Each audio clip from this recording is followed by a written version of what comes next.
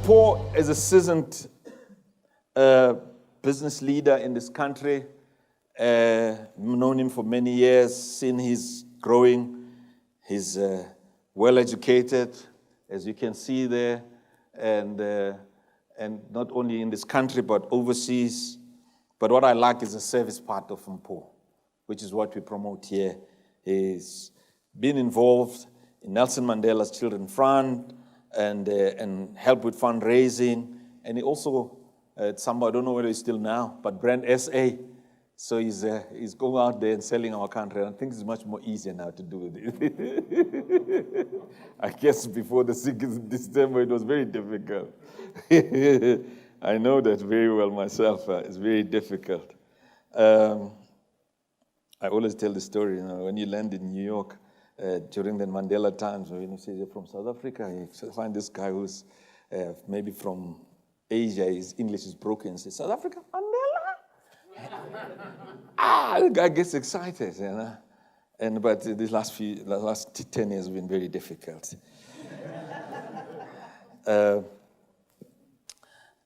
So let's hope there's the winds of change, but it's all about leadership. So Mpho Brand SA, but more important is a chairman of a listed company, ArcelorMittal, South Africa. He's also chairman of Ilovo Sugar Limited, and so I'm not sure how you're handling the sugar tax, bro. When we were sitting in the holding room, I said, hey, you were once upon a time interim chairman and CEO and chairman of ESCOM. How are you feeling today? He said, praise the Lord. He says, thank God.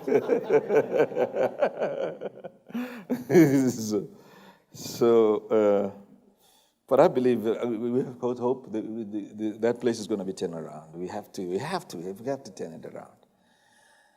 And he's a director of many companies, and I'm not going to mention all of them, but Adcock Ingram has been in the banking world, Nedbank, and Sepaku Holdings, which is in the cement, and then Epitome Investments.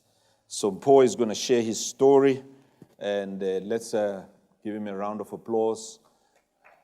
Welcome, my brother. Thank you very much.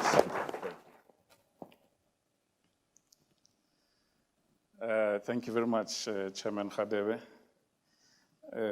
Where I come from, I'm not allowed to call you Maurice. I'm not even allowed to call you Babu Khadebe. I'm supposed to either say Bungani or say Mbuli. So Mbuli, thank you very much. It's a privilege to have been invited to be here at ULP this evening. I'm not alone. Members of my family are also here in the audience. Members from where I worship are also here in the audience. And as I was with you, some colleagues or suppliers also said they came to come and remind me that they do business with ArcelorMittal South Africa. When I asked you about the format of the talk, you said it's best for one to come and share a story. But what you didn't do, Bungani, is you didn't say how long I had. So I hope that I will be able to do justice to what you've asked me to come and do here this evening. And I'll stop whenever you or Ndadis Mpho says I must stop. I've broken my journey into what the Greek call kairos moments. The Greek people use the word kairos to define what we would call in English life-changing moments. Because I found it difficult to break down the story any other way. And so the first kairos moments would have occurred in the first 7 years of my existence. The formative years, those 7 years, were shaped largely by what I call mainstream Christianity, Reformed Christianity through the Dutch Reformed Church. My maternal grandfather was in fact, he was the first black priest to be ordained as a domineer, as they called them, in the Dutch Reformed Church. My father used to be a circuit steward in the Methodist Church. My paternal grandfather came from, in fact, I must say that in my clan, my clan name is Josebo. I'm Josebo Apogol. All the Josebos that have come before me and my grandfather were renowned healers, traditional healers, dingaka. And so in the first 7 years, African herbalism, African spirituality was part of the foundations of who I was. But a lot of people shaped my formative years, and so in the spirit of identifying Kairos moments, the first person that I need to single out that would have shaped my journey would be my paternal grandmother. Her clan name is Nahlabagadi Amudia. She made me appreciate who I was from my platform heritage of being an African. We come from various bloodlines of royalty in my family, both on my mother's side and both on my paternal grandmother's side. And so she wanted me to understand my place in the lineage of those that came before me, but most importantly, how to carry the burden that she saw that came with that lineage. Our family totem is the lion. So essentially, you would come across a Makwana and you would say Motau. But we're also from Boroka, which is the east, Baroka. Our roots are in the place of the rising sun in the town of Lydenburg. And so what was paramount for her is that she wanted me, when I'm with fellow Baroka, when I'm with fellow Batau, but most importantly, when I'm with fellow Africans, that I needed to be able to identify myself or norna war Baroka. Baroka ba mampulei. Ba ba re tsebang ba re hlatholla ba re Baroka ba golo re bua sekgame sa gare ga naga le ngopetse. Ba re moses kgame walla. O re ke nka be ke bua sekgame ke ile boteng jwa kgomo ke je go kgakala yona. Re bana ba mohudubete o moswana moramaga. Re bana ba kole ya moriaka. Ba rona o bona moroka o tope. O ban moroka wa hlokwa. And so my Kairos moment firstly was exactly that moroka is a can't get. Moroka is something that is precious that you just don't find. And therefore, I was taught from that very early age, between birth and age of 7, that I needed to conduct myself in a manner that was befitting of that kudos of being a Moroka, or Shokwa. The second thing she were at pains to inculcate in me, and remember, this is not from a religious platform, it is purely from an African platform. She said to me, meaning both my grandfathers on both sides in terms of the royal heritage that I spoke about, you must underline that. She didn't say,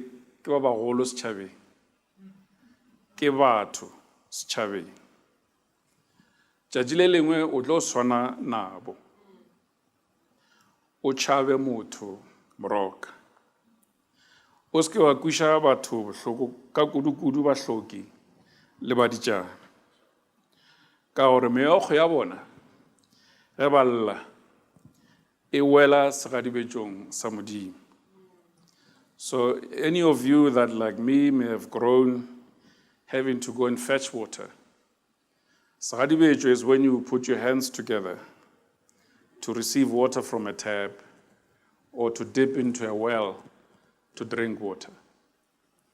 So for those who don't understand Sepedi, the instruction was that I was duty bound that as I followed in the footsteps of those who came before me, and perhaps started like them to be recognized as somebody in the community.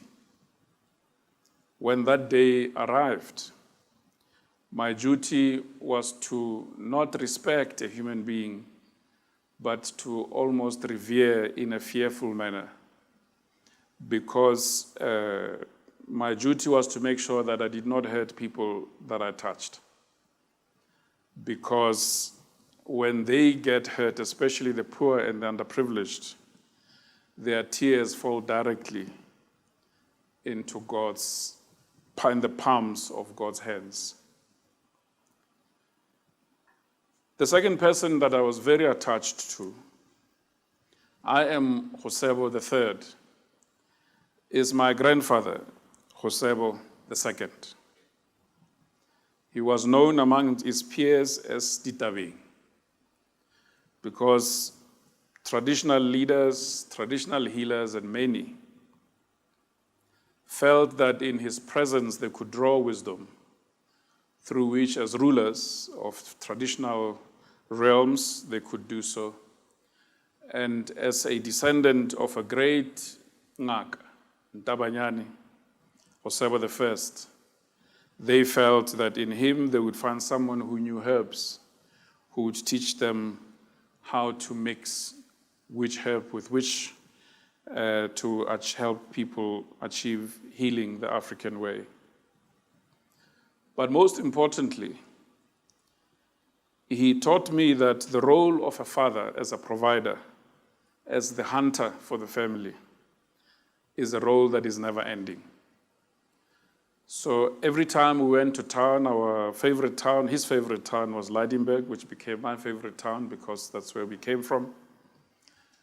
He would make sure that even though all his 4 children worked and they lived in their own homes, he would buy 50 kgs of Ace Millimil for each of the 4, sugar, flour, and all that he thought they needed from his generation of what grocery meant. We would go to the local dairy and he would buy 5 liters, so 5 times 5 liters of milk. Each family would get their 5-liter share, and his own household would get its own share. And he would go in and buy 2 full sheep and have it dissected and cut down to provide for all the families. And so until his death, aged 86, that's what he did every time he went to town, even with his pension money. He was an entrepreneur, eventually retired from business, but even with his pension money, he always tried to make sure that that's what he did for his children and grandchildren.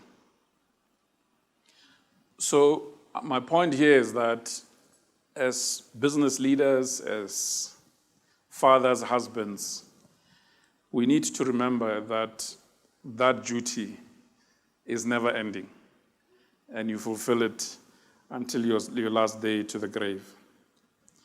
Phase 2 of the formative years is the period between then age 7 leading up to age 18, or perhaps 16. As I went to high school, Xhosas taught me that we are members of society before we are anything else. And my generation came and led in Xhosas at the tail end of it having just been banned, at the tail end of the legacy of 1976. And so most people that recruited me into COSAS and eventually into the struggle, we then thought we would create our own organizations to fill the gap that was left by those bannings. And so in the area where I went to high school, I ended up carrying that flag and becoming chairperson of an organization called MOSCO, Modumo Student Congress. And so, like most young people then that would have done that, I tasted detention for the first time when I was 14 years of age for 3 months. And then secondly, at age 16, I was made to disappear with a few other people into some remotely hidden police station called Malepis, Malepsdrift in Afrikaans, until through the help of the likes of Priscilla Jan and many such legal champions, we were then located and transferred to a central prison in Polokwane. But in the period starting from age 7, my spirituality changed when my parents became part of the International Pentecost Holiness Church. Most of you call it the Modise Church.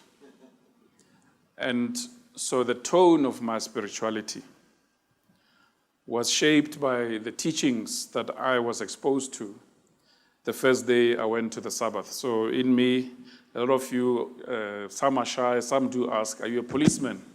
Every time they see me wearing the star. This is the Star of David. And it locates my spirituality in a blend of African spirituality, but African spirituality that doesn't worship at the graves. So I haven't spoken to ancestors since age 7.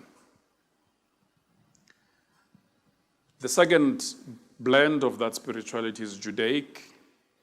My dietary way of living is kosher, I would say. It's Judaic. I worship on Saturday, on the Sabbath, the 7th day of the week. And so the first message that I received on my first Sabbath was a message that said, you will never see God with a naked eye. Moto ke modimo. Modimo ke moto. That you can never purport to love and fear God when you're unable to relate to the God that you're sitting next to right now. Most of us will not talk to the person we're sitting next to. But on Sunday, we're going to say amen in church. The very person sitting next to you that you're not talking to is God. Because that sermon went on to say in South Sotho, Ana ha o tsebe hore mmele wa hao ke tempele ya Modimo. Le hoba moya wa Modimo wa agile ho wena. Ekare ha o e senya, Modimo tla o senya. Hobane tempele eo ya halalela. Me tempele eo ke wena. So hatred is something that the temple you live in doesn't like. Jealousy is something that the temple you live in can't deal with. And many other things that perhaps we don't have time to talk about tonight. But simply, my godliness is only complete when I recognize the God that dwells in you. Later in life, around 2012, a friend introduced me to a book called The Birth Order Book, written by Kevin Lehman. The Birth Order Book articulates that your order in your family, in terms of whether you're a firstborn, second, third, or lastborn, is closely linked in terms of how it shapes your character. And so I would suggest that the lessons I drew out of it may be lessons some of you may draw out of it as you listen tonight, saying, how do I get to understand who I am better? Because leadership is impossible without a good sense of self-mastery. For me, I'm a firstborn, so I think I'm a typical firstborn, but I am also an extreme version of a firstborn, because detention at age 14 and detention at age 16 does certain things to you. It makes you more inwardly withdrawn. And so on the TED Talks, one talk that I always resonate with is a talk on the TED Talk series. You can look it up. It's called The Power of the Introvert. It doesn't mean that all of us, to be outgoing, to be successful, have to be extroverts. It has actually been determined that 30% of Fortune 500 CEOs that have cemented a lasting legacy are actually introverts. So I have a visible public profile, but actually in my private space, I'm a very private person and very introverted. So some people tend to think they have to change and become extroverted to please others so that they can be acceptable as a leader. Not the case. The next phase is the early adulthood, university, and work.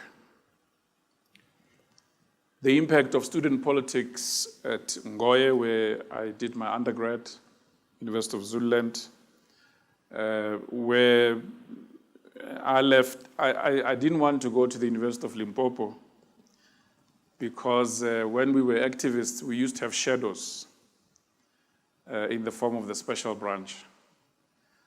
I had two shadows. One was a common shadow to many, known as Kruger. And then I also had another one called Fuchsi, a German Afrikaner.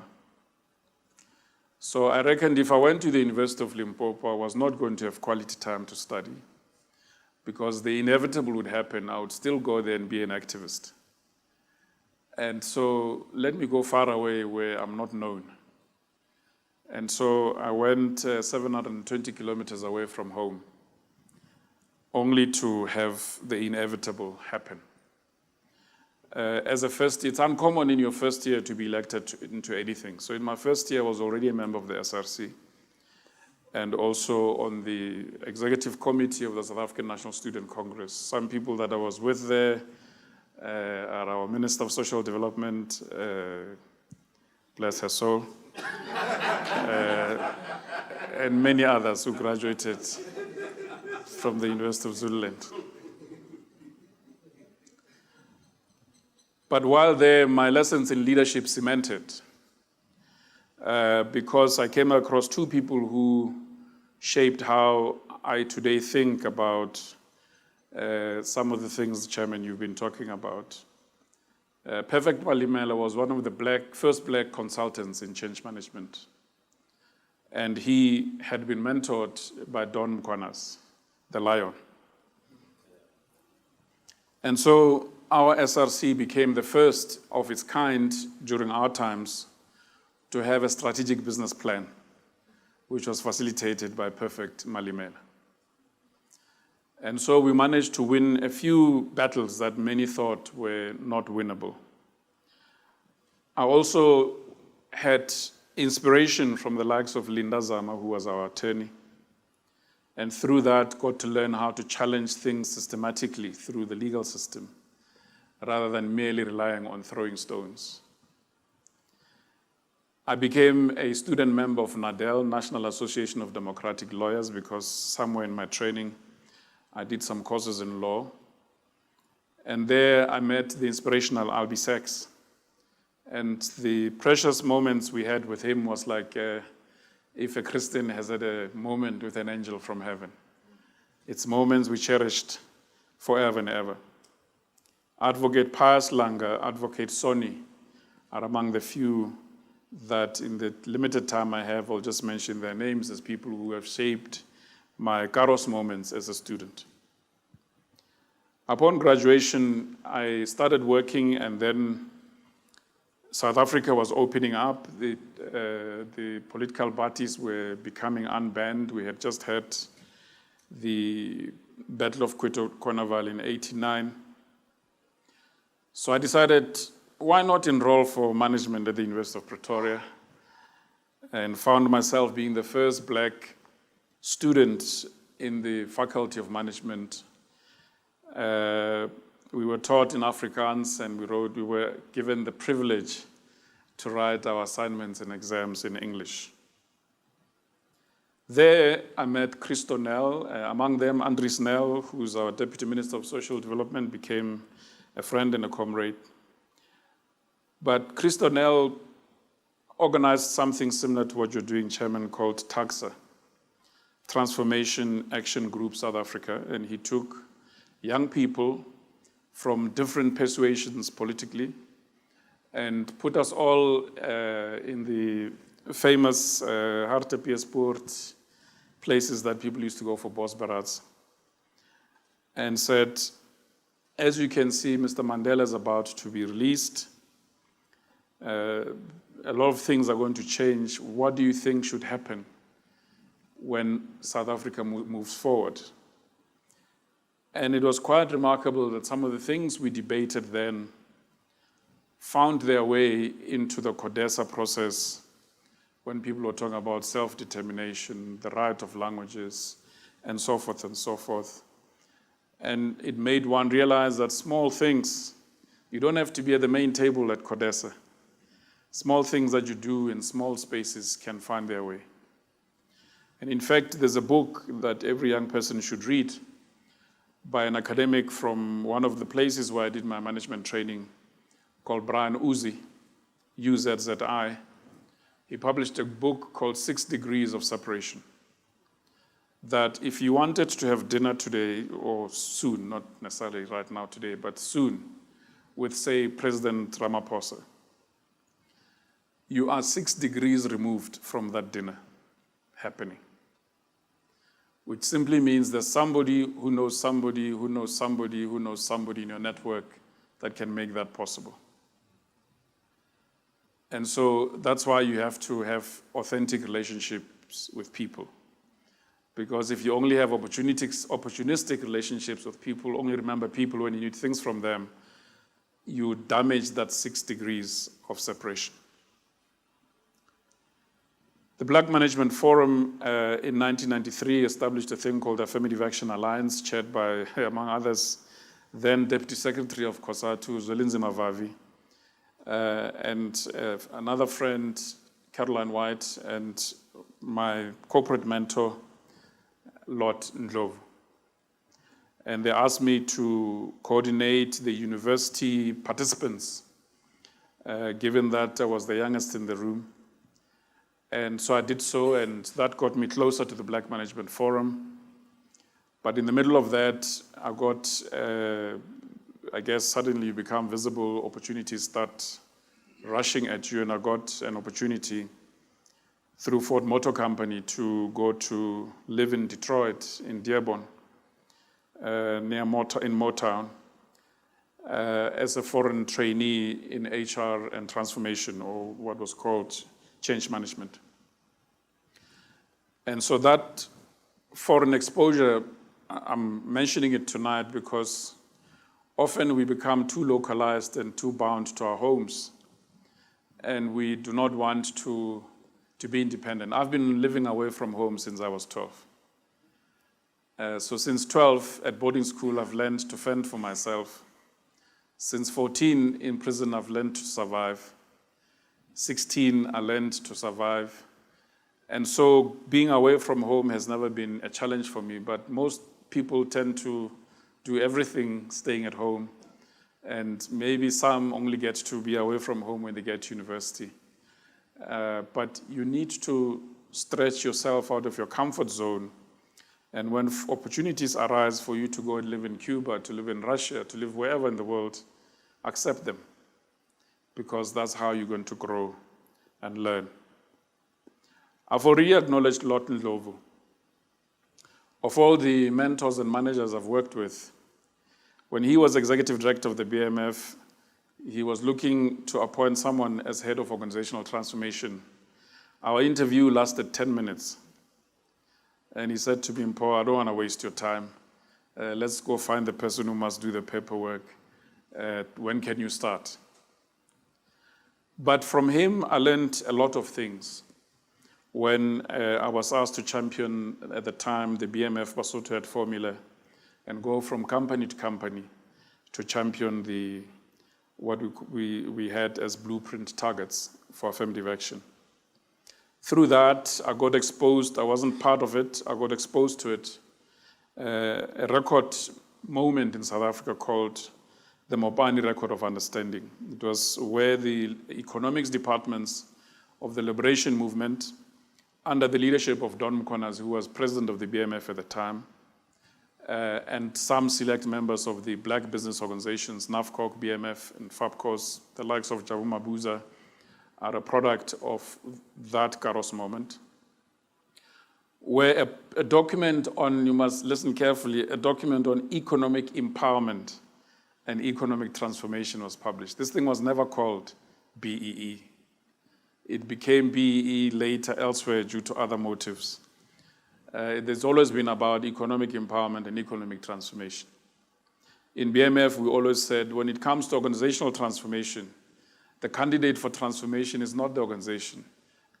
It's not the individual. So it's not about changing white males to turn them into these wonderful white male African lovers.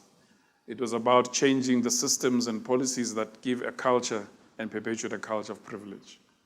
And similarly, in the economy, it was about that. It was about dismantling those systems in the economy that perpetuate privilege so that you can achieve equal participation. That's a period, an author that stood up in my career and introduced me to the school of systems thinking is Peter Senge. In the 90s, early 90s, his book, Fifth Discipline, was the field book that every strategist, change manager used. And I think even today, any person who wants to be an effective leader must understand systems thinking. Everything is interrelated. The most important thing that systems thinking teaches you is the iceberg theory, that you must never solve problems at the surface of the iceberg. In other words, at the things that meet the eye.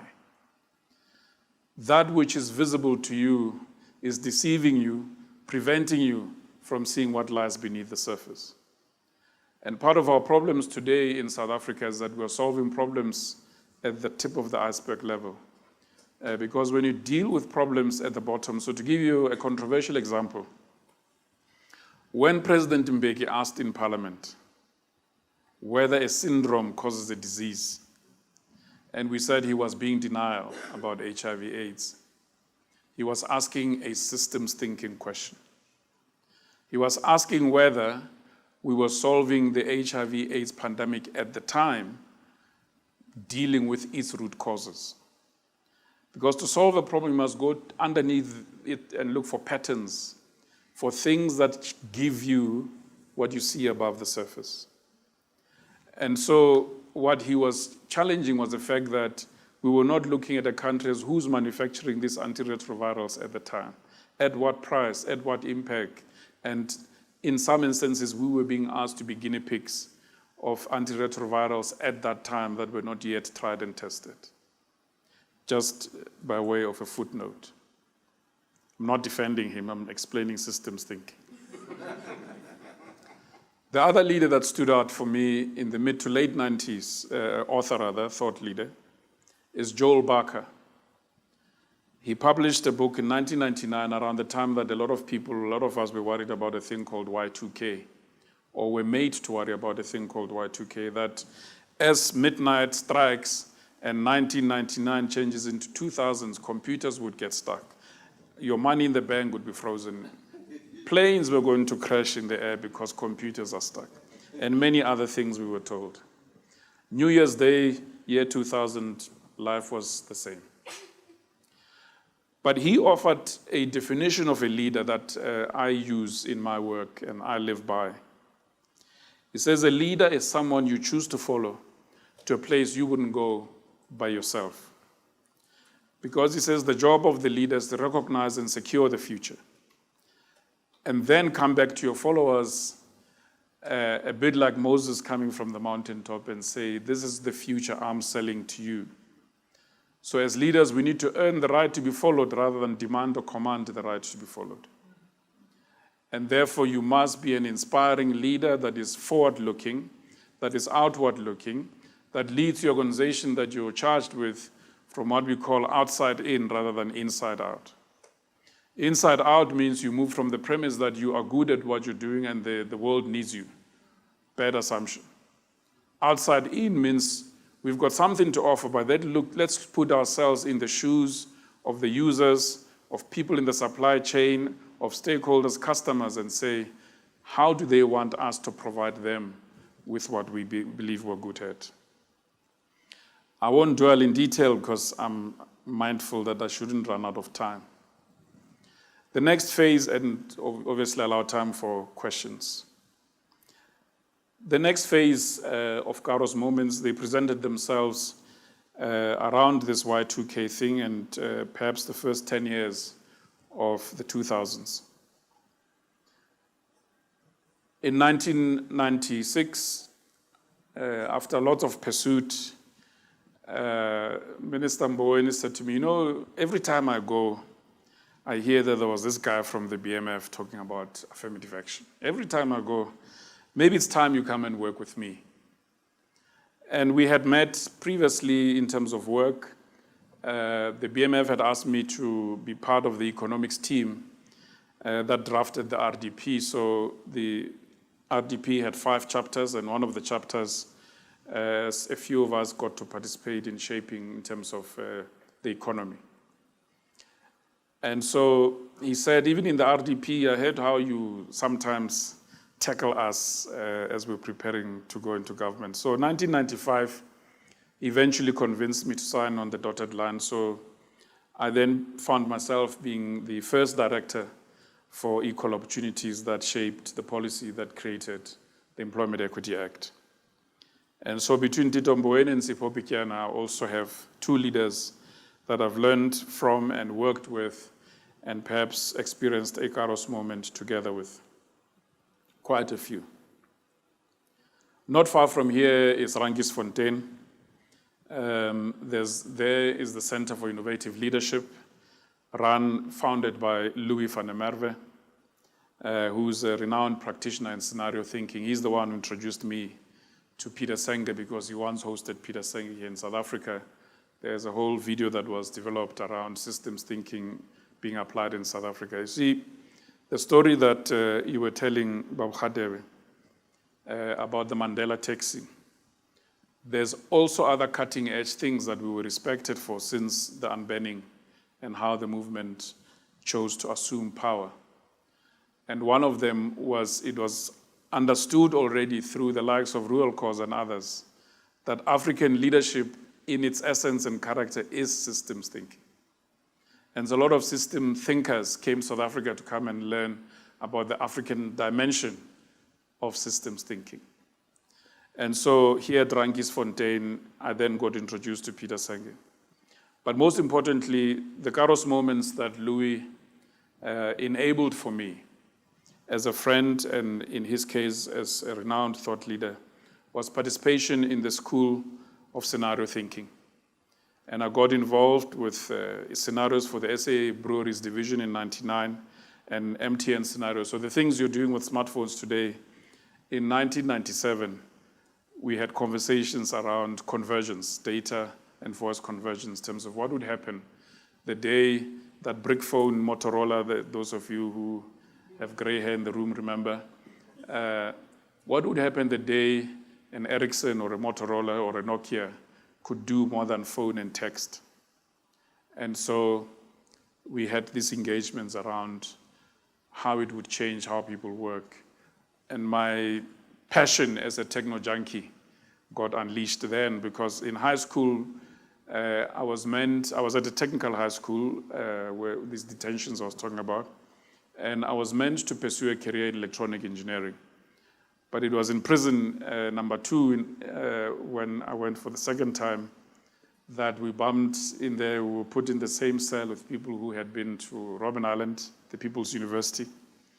And so I changed there and there and realized my love and passion for management and economics. And when I was released, we had the difficult conversation at home. Over and above being a jailbird, we also had difficult conversations about my choice of how I wanted to pursue my career moving forward. And so the School of Scenario Thinking, especially the MTN scenarios, shaped that. Brand building. I then found myself, again by sheer coincidence, the deputy CEO of an organization at the time before it shortened its name. It used to be called Ogilvy and Mather, Ride, Slip, Trip, and Making. That's why I met the Mlapos for the first time. They were doing a project with Metropolitan, and Metropolitan was a client of ours. And so we spoke to them about branding. They came to talk to me about branding and what Ntate Mlapa at the time had begun to do with the work that you're doing together. You've done together and you're doing together now with Ntate Khade. But the turning point for me, being at Ogilvy, was when Martin Sorrell, a world-renowned British CA, by our language, a chartered accountant, decided to acquire a string of ad agencies which were deemed non-mainstream of the economy. And when he was asked, why are you doing this? He said, some of the most valuable assets are those that accountants cannot count yet. And so this question of intangible value that today seems common, how do you account for intangibles on your balance sheet? Is it goodwill? Is it this? Is it that? I got to really grapple with it for the first time while at Ogilvy. Around that same time, I was exposed to this notion of neuro-linguistic programming. Psychologists, I don't know if there are any in the room, were being challenged by this new thinking that said traditional psychology was too binary, and therefore its problem solving in terms of how psychologists and industrial psychologists were working with leaders. They were inspiring them, channeling them in a direction that made them binary. They saw the world in either or. And in South Africa, we were building this new democracy, this rainbow nation. We couldn't afford either or. We wanted a world of both and. And so neuro-linguistic programming became the first deviation from classical psychology that said actually the brain is not just divided into the left and the right. It has a center. And the brain also has a front faculty, a center faculty, and a rear faculty. And they then used the biological foundation of the human being, and they could show that in the stem, the reason why when you are sad or when you've been stressed at home, the pain you feel the most is here, is because that's the locus of your emotional cortex is here. The brain cortex, yes, if you're feeling challenged from a lateral thinking point of view, you might have a headache on the right side, and so forth, and psychologists can explain better when you have a stroke on the left side of the brain, what the cause is, and on the right side, the cause is it. But neuro-linguistic programming said the value system of the left brain is what is called pain-pleasure principle, which is essentially what the Western way is. No pain, no gain. If I work harder, I'm going to get a bigger office, a bigger checkbook, a better company car. The right brain is creative. It allows you to live your inspiration and so forth. And the focus area, the value system that drives right brain thinking is not pain pleasure, but it is fulfillment.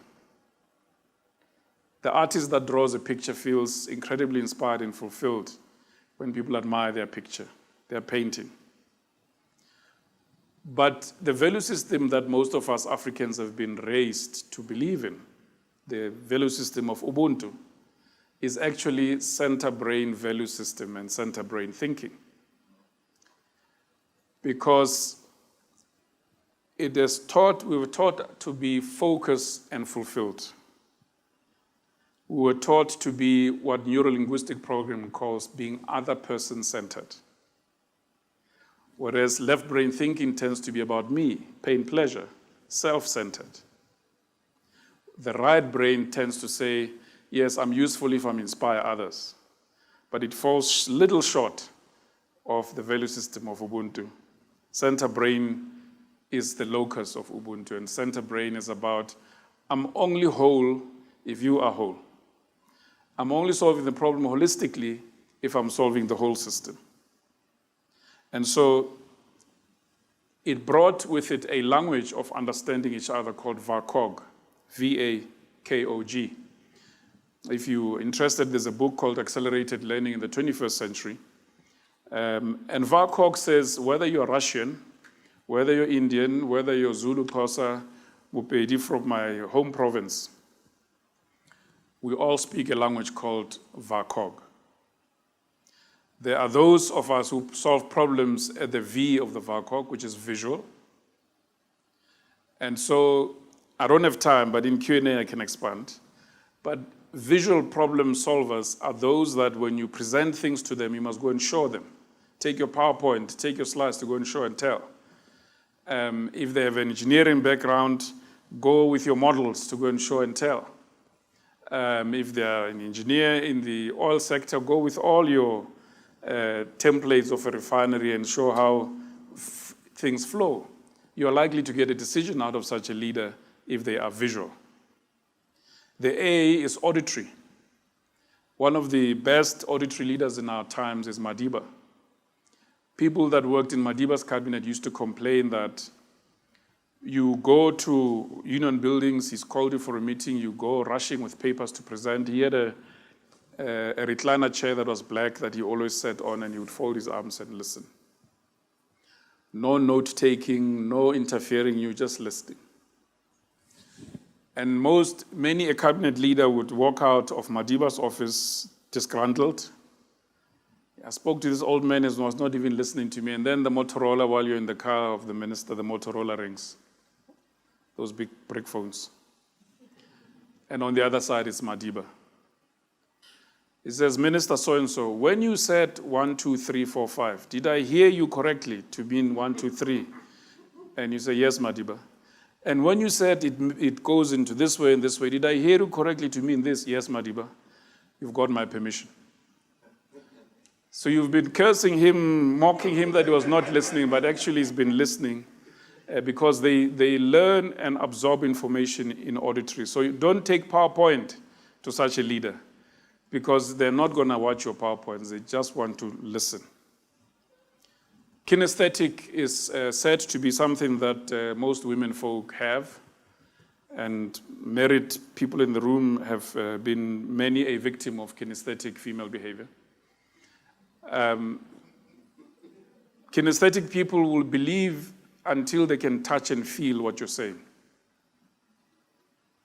And so in a bank, a credit manager would have to be kinesthetic, because until they can touch and feel your balance sheet and income statement, they won't give you that overdraft. So again, when you go there, or if you're a salesman selling cars, the moment you hear someone says, you say to them, so what is it that you like about this car? And they say, I just want to feel how it drives. That person is buying a car because they're looking for safety. You say to them, hang on, I'm going to get the number plates for the garage, keys, I'll be right with you. You do all the things, and then you get into the car and you say, as a salesman, I just want you to let me drive it a little bit, and then I'll give it to you. You make sure you do those curves at 140 so that the person can feel how safe the car doesn't swerve. And you keep on saying, you see, it's got 6 airbags, airbag here, airbag here, airbag here. And then now after you've said all those things, you say, now you can drive. That person is going to buy, because they're not buying the car for its looks. They're buying the car for how safe it's going to make them feel. Whereas the visual buyer will be interested in the paint and the design and the look of the car, the aesthetics. O is the most difficult. It's prevalent in the military, is the olfactory. It's where environments that work according to dictates. In the military, it's all about chain of command and following instructions to the core. And so There it's the most difficult thing to work in. G is gastronomic. You find it largely in large organizations. You find it also in government. You go with all your song and dance to present something, and they say, yeah, no, we hear you, Mr. Khadebe. Won't you let us digest it? We'll come back to you. So they're going to chew on it and digest it with the gastronomic system. I realize that I'm beginning to run out of time. So I'm going to cherry pick one or two things. At the turn of this part of the century, we're now in the second and a half decade of the century. An author that I respected from a network I belonged to through the scenario thinking called Mpho Makwana published a book called Powerful Times, which I encourage every young person to read, or any person that aspires to be in leadership. It helps you appreciate the complexity of how the world works. He starts the book by saying the universe is consistent on time in presenting humanity with options, but humanity is consistent in ignoring it. There's no way we should be talking about day zero when it's around the corner. The universe told us under the National Party rule already that at some point Cape Town would run out of water. The ANC government came. People have been leaders of the Western Cape, but they ignored this. Just like in 1993, Eskom Council went to the new incoming government and said, we're going to run out of power in a decade. And they said, what do you mean? We've got more power than we need. So the depth of it is that you must prepare in advance, read symptoms of change, and ride that wave of change. Everything I learned and knew converged for the first time when I became Group CEO of Saatchi & Saatchi in the 2000s, later CEO of the Marketing Federation. And my father passed on in 2004. Being the firstborn, I felt duty-bound to go home and attend to his affairs, and became provincial director at Standard Bank. When you see the economy from the ground, as a head of a bank in a province, it's quite something. You see the economy totally different in terms of what lies beneath the aspect. Don't have time to explain, but it was a Kairos moment. Then, of course, the biggest of them all occurred in 2009, November. I still remember it was the 21st of November, when I was asked to assume both the responsibilities of interim chair and CEO of Eskom at the same time. This was, for all intents and purposes at that time, the largest company in South Africa. In 2009 money, it had 110 billion rands worth of assets in terms of its value.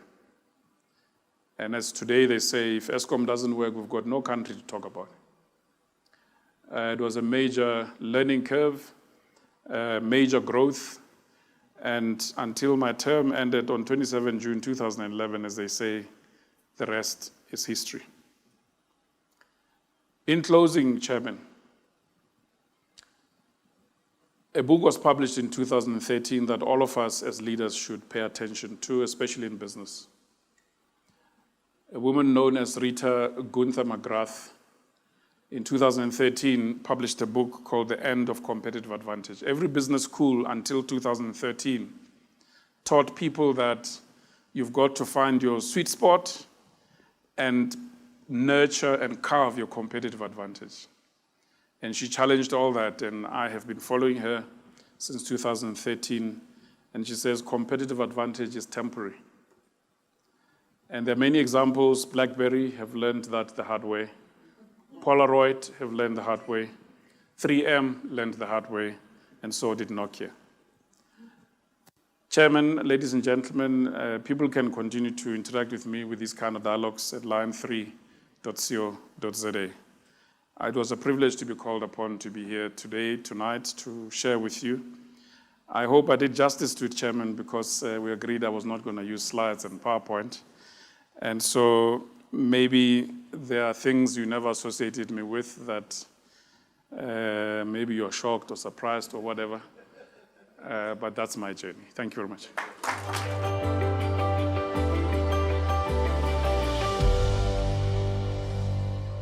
Thank you very much for those questions. The first question about what am I puts me on the spot because, as I've said to you, I'm a private person.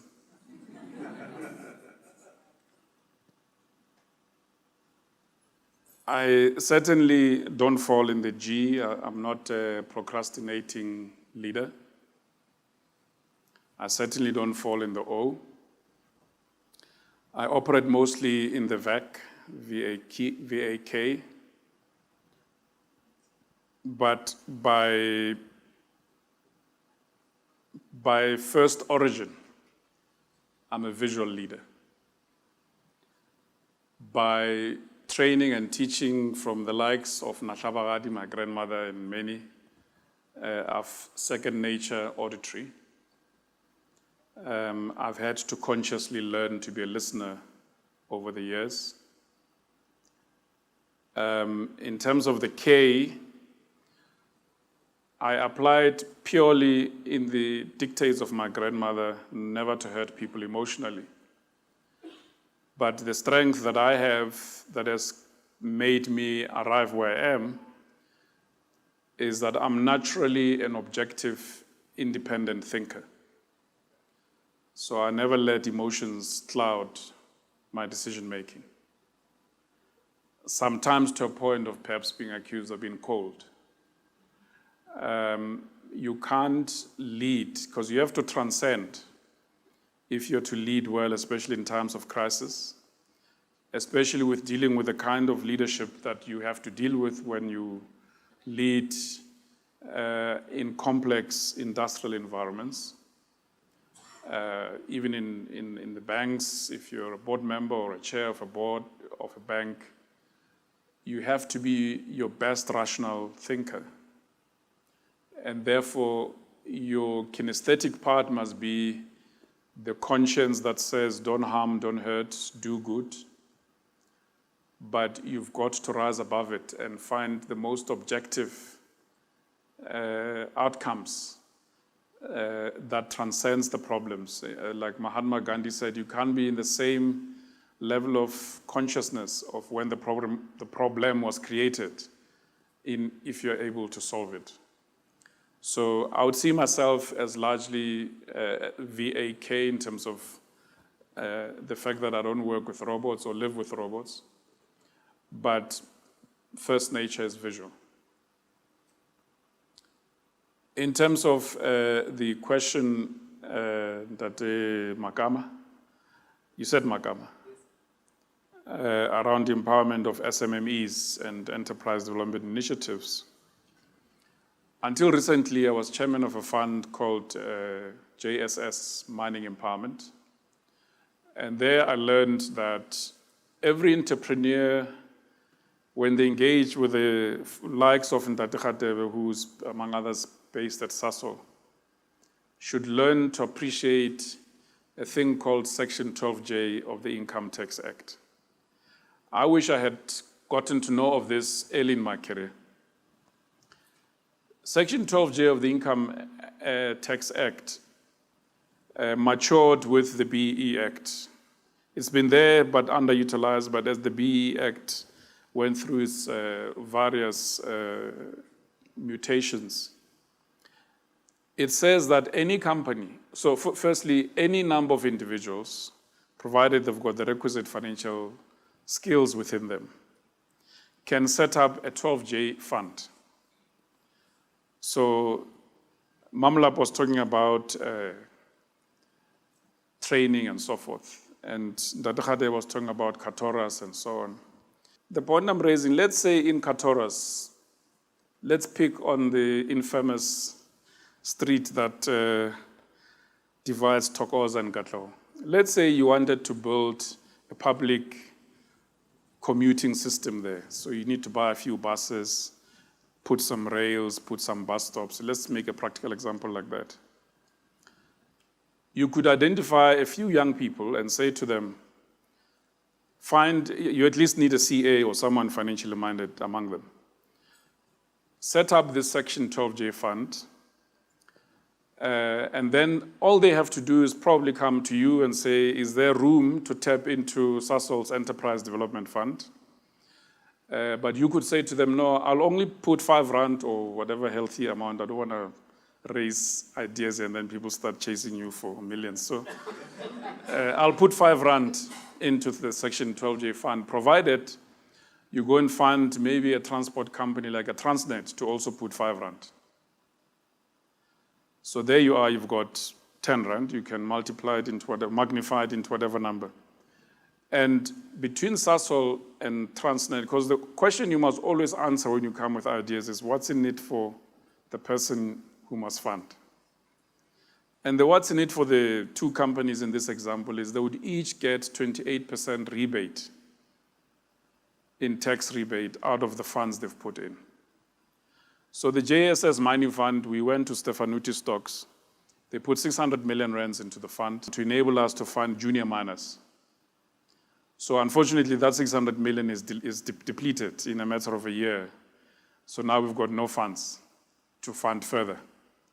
So you as an entrepreneur can sit with fellow entrepreneurs and say, what is the problem we want to solve?